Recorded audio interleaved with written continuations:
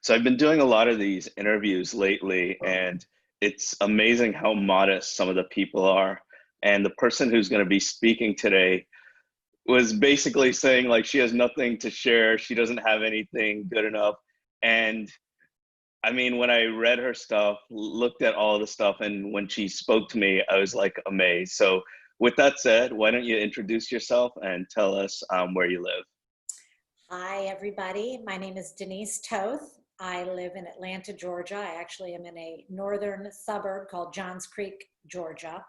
Atlanta is sprawling. For those of you who don't know, Atlanta proper is huge.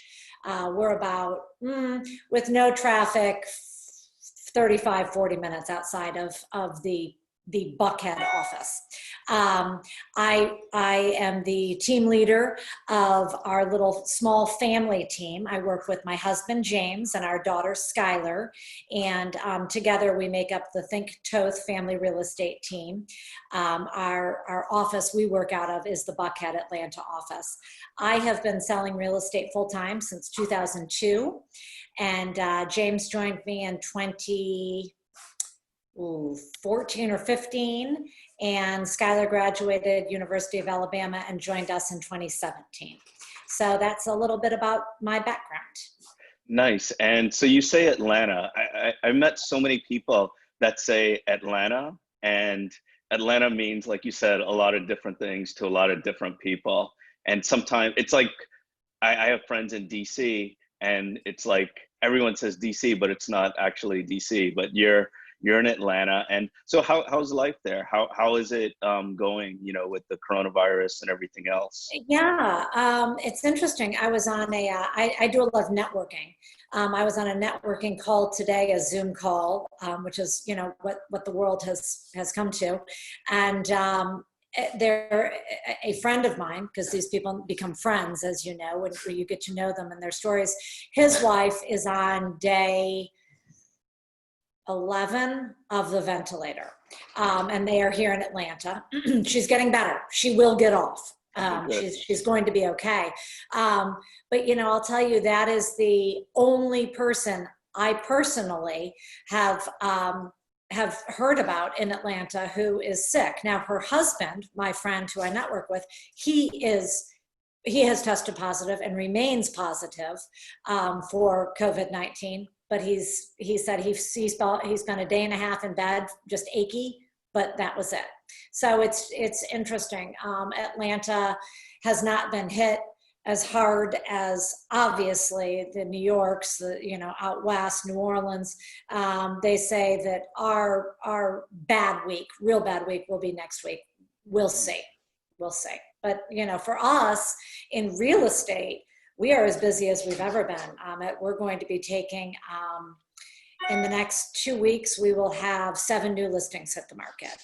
It's amazing. Yeah, things are, thank goodness, things are rolling along here in Atlanta. And so just so people could understand the dynamics behind your team and what you sell and everything like that, what would you say an average price property, an average call you get for a home someone's looking for? And I know it's probably in multiple price ranges, but just on average. And what would you get for that money? Oh, wow. Our price point last year, as I told you, I'm not real good with numbers and keeping track of anything. That's all right. I kind of fly by the seat of my pants, but I did figure it out, and I can't remember. Last year, I think our average sales price was maybe $525. And for that price, in the suburbs, which, again, Atlanta is a very suburb-based community. There's a lot of little gated communities or big gated communities. A lot of communities most communities have strong HOAs where you get the swimming pool and the tennis courts and the basketball court and the big common area. Your house itself, for say $500,000, you're going to find most likely a finished basement, nicely finished, probably with a bar type setup and a rec room and a bedroom and a full bath.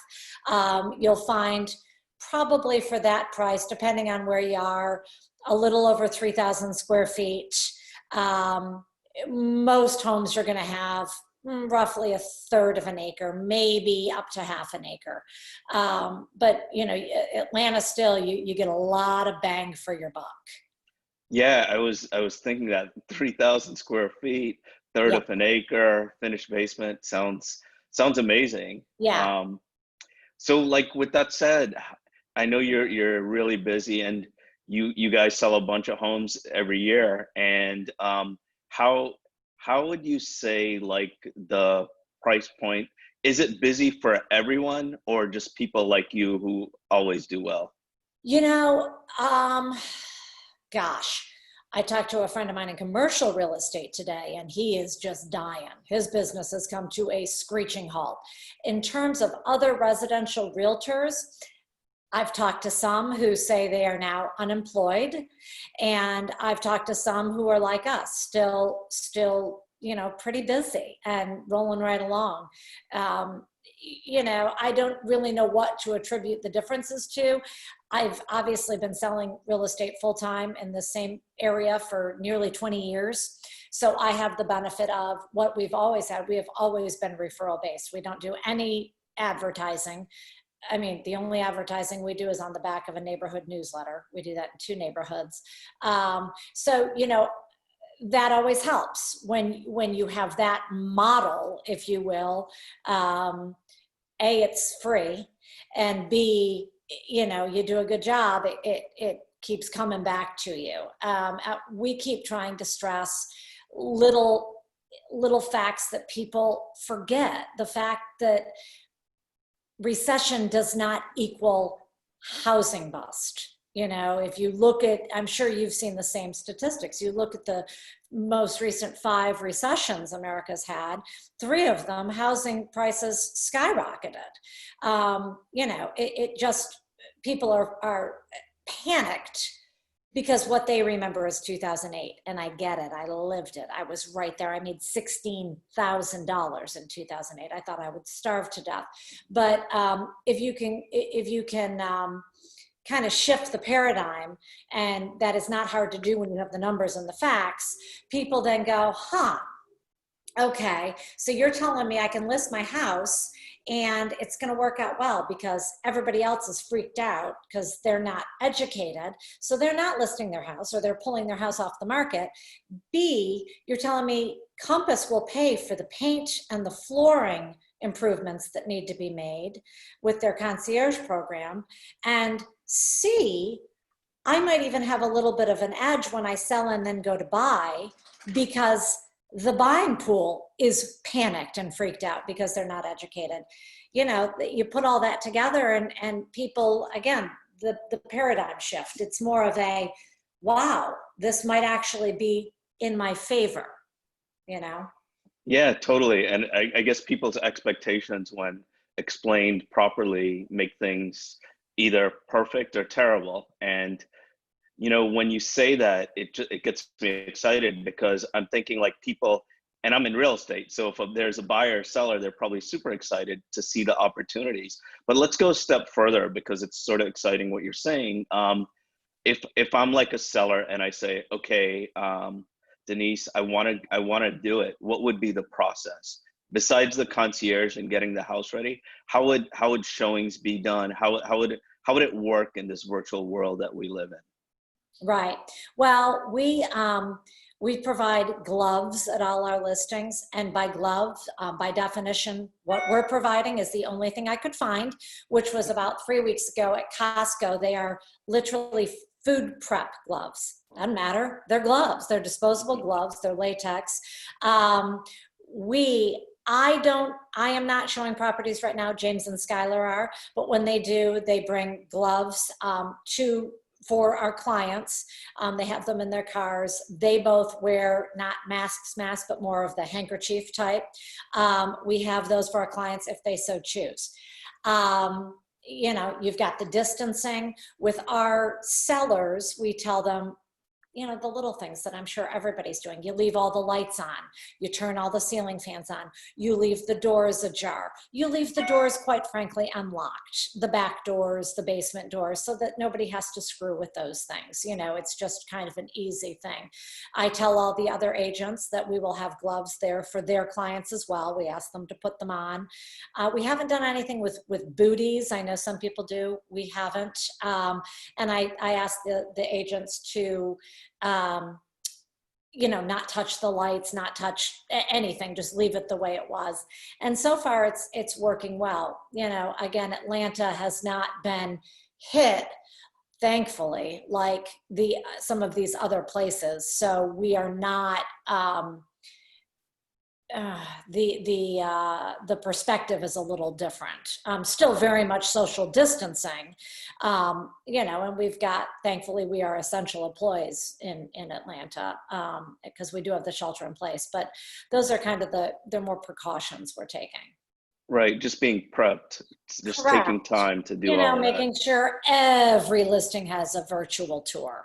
We used to not, a lot of times if I knew it was going to fly off the shelves because it's in the right price point area, we wouldn't bother doing a virtual tour. It's a, if it was a little house, a little ranch or something, now we do them for everything.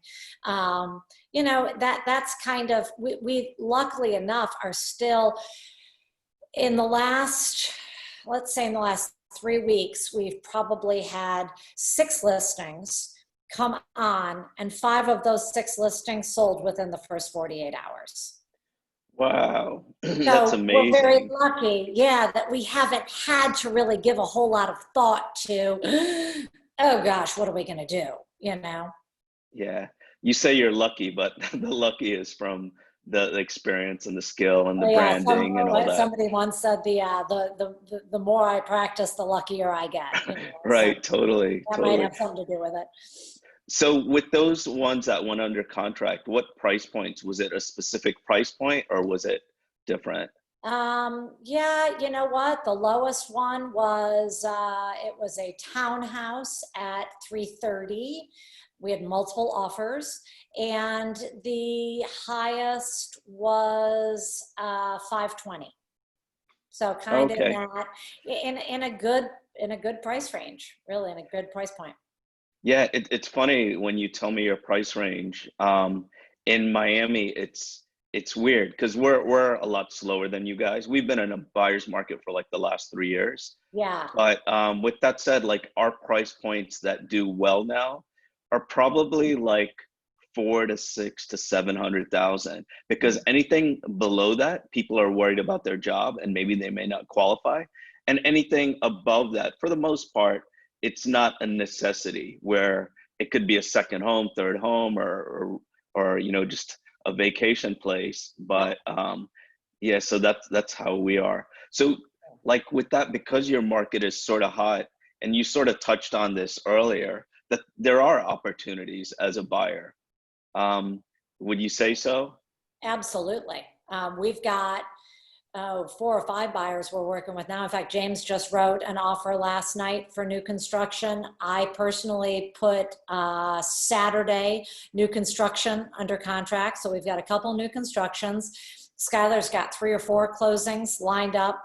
She had one yesterday and the coming week. She does a lot with first-time home buyers. All her closings that are coming up are with first-time home buyers. They are looking at interest rates. They're looking at, it's the time of year. They all graduate college in April, May, so that's when their leases start. Well, now they're looking at, they don't want to sign another lease, and their lease expires in May or June. So they're all jumping on these interest rates and buying houses. I forget, living in Miami and working in Miami Beach, Miami, I forget that other parts of the country have seasons. And like when you have spring season and all that, now Yeah. typically would be a very busy time. Mhm. So when you say like, as far as opportunities and stuff, and I know most agents aren't savvy like you are, and I know you downplay everything, but you're super successful. You do so many wonderful things. Do you think, are you, as far as I know your listings, you're selling them really quickly, you're probably pricing them right, and you're getting the most value for the seller. is that happening with your buyers? Are you able to get discounts, or is it just as competitive when you're trying to get something? Yeah, I'll tell you. It's interesting you asked that because I hadn't really thought about it. The buyers aren't really getting great deals. My one new construction offer that we wrote last weekend, that builder wasn't giving anything away because those places, it's a townhome community, new, obviously, in a suburb, Roswell, a very kind of hot area. They weren't giving nothing. I mean, they gave us an extra $2,500 in design center credit. And that's it, take it or leave it. And they haven't even broke ground yet. But that's how quickly they're selling. Now with the one James wrote last night, that is downtown in Atlanta proper. So maybe it's a different area, a different kind of, it's definitely a different price point, a lower price point. Whereas the one I wrote was maybe 600,000. His was 320. They are giving away the farm. They're paying a year of HOAs. They're paying the initiation fee. They're giving 10 grand in closing costs. So I think it just depends. On our resales, we're seeing some really good sale price to list price. I would say typically nothing less than 98%. Wow. So I guess a couple things. One, as you mentioned, it just depends on the price, the area and stuff. And two, I think the best thing about it is, even though like maybe the list price to sale price is high, when people buy real estate, it's usually based on payments. And when the rates are so low, I guess it ends up being a great deal. If they're going to look 5, 10, 15 years from now or whenever, they'll remember this time as like, wow, I can't believe the rates were that low. And it'll be like a bookmark in history. So yeah. Yeah, this time is going to be remembered for a lot of different things, I think. We try to, we try to remain, I guess the best way I describe myself and how I am in every aspect of my life is pragmatic. It is what it is. We have a problem. How are we going to deal with it? How are we going to react to it?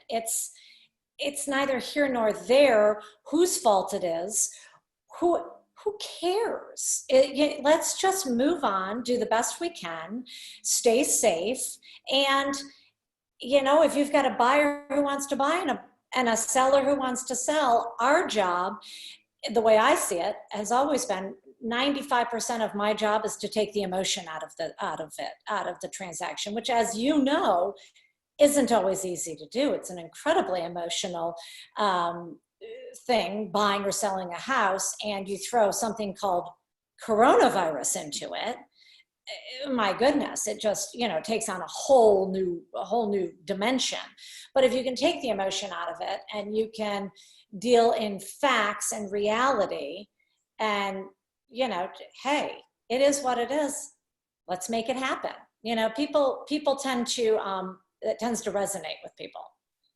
Yeah, totally. So how do you keep your mindset so positive like that? You just do. I mean, you know what I don't do? I don't watch the news a whole lot. That's one thing I don't do. I can't. It just is what it is. It is what it is. It's not going to change. I personally am not going to find a cure. I personally am not going to be able to find ways for people to lose their jobs or keep their jobs. But if they want to buy a house, I can educate them as to the processes we will take, the safety measures we will take, and the reasons why now is actually really a great time. Done. Yeah. I guess when I asked my question, I probably misstated it. Because you're saying real estate is difficult. Mm-hmm. And I know as an agent doing this 16 years that in the beginning, and even sometimes now, maybe out of very, very rarely, it's tough, real estate, because in my 16 years, I've had 3 deals that were smooth from beginning to end. Yeah. Every other one has been, a hiccup, speed bump, whatever.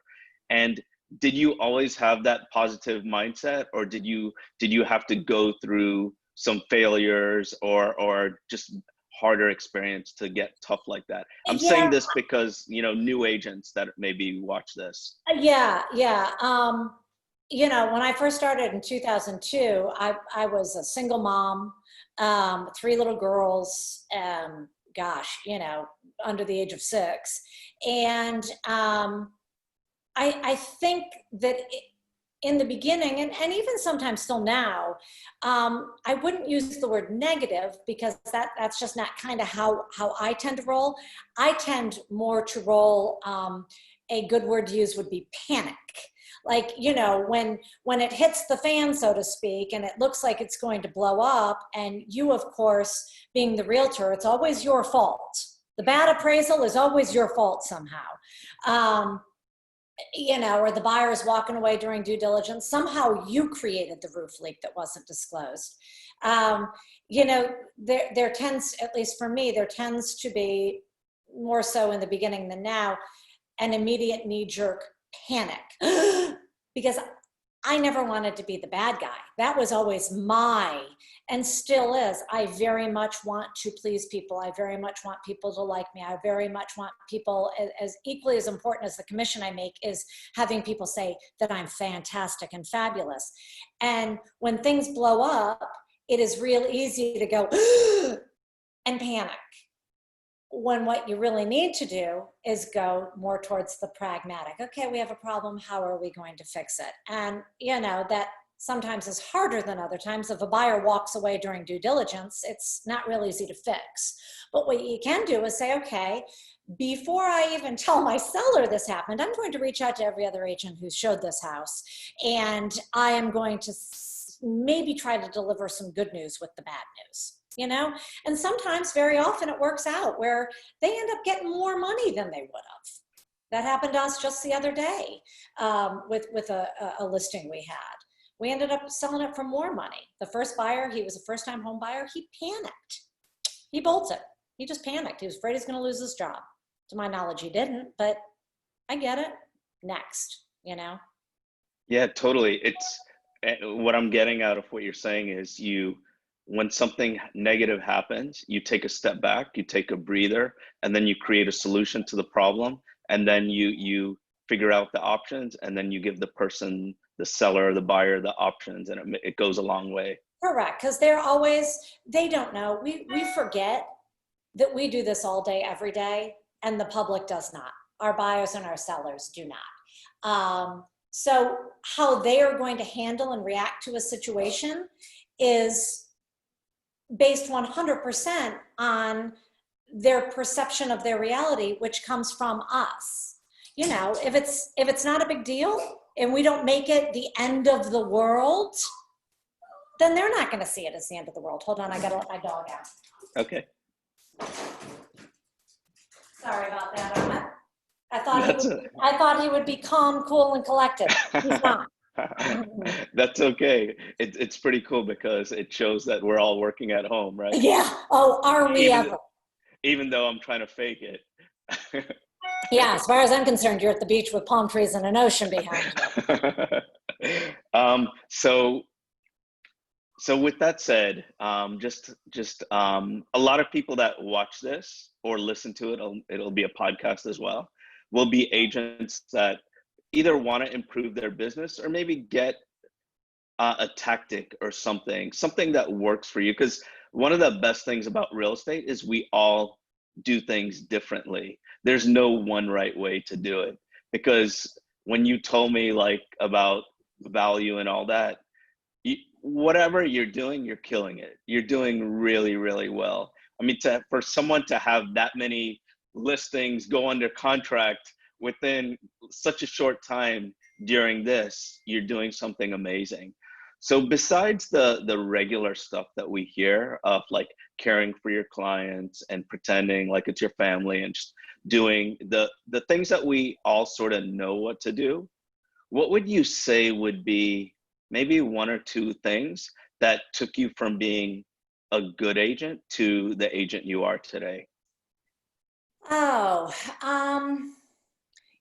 we do a lot of transactions a year. We do over 60 a year. and they're almost all referral based. So yeah, we are doing something right. Most of them are somehow brought about by me, most of them. Skylar's really coming on strong with her first time home buyers and her relationship with them. You know, I was telling you, I don't have a CRM. I never have. I've never used one. I'm We going to don't interrupt have, you a second. yeah.